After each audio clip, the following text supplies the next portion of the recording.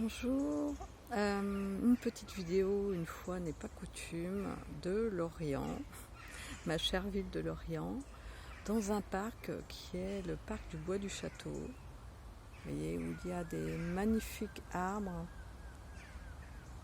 il y a le Scorff, je suis sous un châtaignier, magnifique.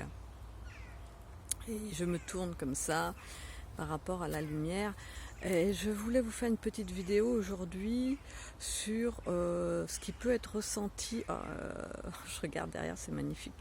Ce qui peut être ressenti sur le moment et qui s'explique au niveau astrologique, psychologique, émotionnel, voire spirituel, puisque nous avons un certain nombre de planètes rétrogrades, dont Neptune. Donc Neptune, c'est la planète de la spiritualité, je vais y arriver, le grand tout, tout ce qui est vaste, mais aussi tout ce qui est trouble, hein, parce qu'une planète a en fait un pendant positif, un pendant plus négatif, on va dire. Un peu comme nous, entre ombre et lumière, et les planètes c'est pareil. Et donc, en fait, le bénéfice en ce moment, c'est la dissolution de l'ego par rapport à Neptune. Et donc, cette dissolution de l'ego peut être mise à l'épreuve dans la sphère familiale, puisque nous avons, on va dire, une lune noire en Cancer.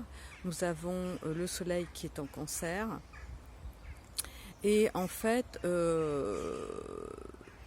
dans cette sphère familiale, on peut avoir des expériences qui nous sont proposées de réaction d'ego à ego sur des problématiques familiales donc, et ou de relation à la mère, parce que en fait le cancer c'est la lune qui le gouverne, et donc c'est la mère intérieure, notre féminin, ou la mère spirituelle, ou la mère, notre mère.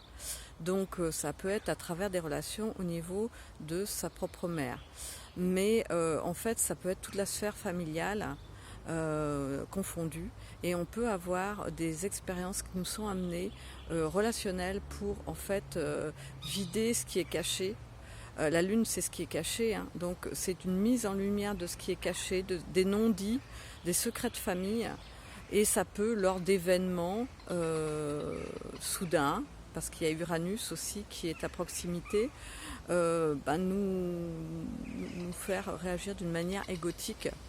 Et donc Neptune est là pour nous aider à dissoudre notre ego, c'est-à-dire sur le moment à voir quelle émotion nous traverse, plutôt que de regarder chez l'autre sa manière de réagir, son comportement, c'est de revenir à notre propre comportement et qu'est-ce qu'il nous dit, ce comportement. Est-ce un comportement déjà en réaction? Est-ce que c'est un comportement ancien qui est à dissoudre justement? Voilà, donc on va être quand même assez chahuté par rapport à, comment dirais-je, les histoires de famille. Et en fait, moi, par mon expérience récente dans ce domaine, Neptune aussi, c'est la fuite. Donc c'est une proposition justement de ne pas mettre en action l'ego fuyant, parce qu'autrement c'est l'ego combatif, c'est le combat ou la fuite. Mais là, en l'occurrence, je voulais vous parler de la fuite. Et ça nous amène à avoir le courage, la confiance en nous pour, comment dirais-je, ne pas répondre à la situation d'une manière égotique, fuyante. C'est-à-dire en ne répondant pas, en faisant mine de ne pas avoir vu le comportement de l'autre, en posant pas ses limites. Et donc c'est une proposition de faire autrement, d'arrêter de fuir, et dans un temps d'introspection de ce qui se passe en nous, pouvoir avoir la parole juste en fonction de ce qui nous est proposé comme expérience, donc plutôt familiale. Et donc moi j'ai eu cette expérience-là dans ces dernières semaines, et en fait je ne m'apercevais pas que je fuyais dans certaines situations.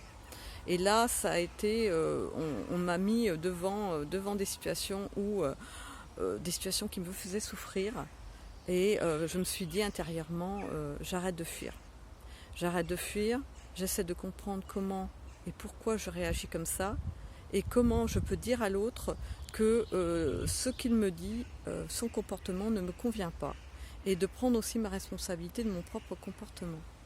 Et donc j'ai traversé sur plusieurs situations, et là je dois dire que c'est un bien-être absolu, c'est une libération, car quand vous traversez de la manière que vous pouvez la situation d'une manière la plus pacifique possible, et ben tout, en fait, l'autre réagit d'une manière accueillante aussi, et la discussion s'ouvre et les choses s'apaisent.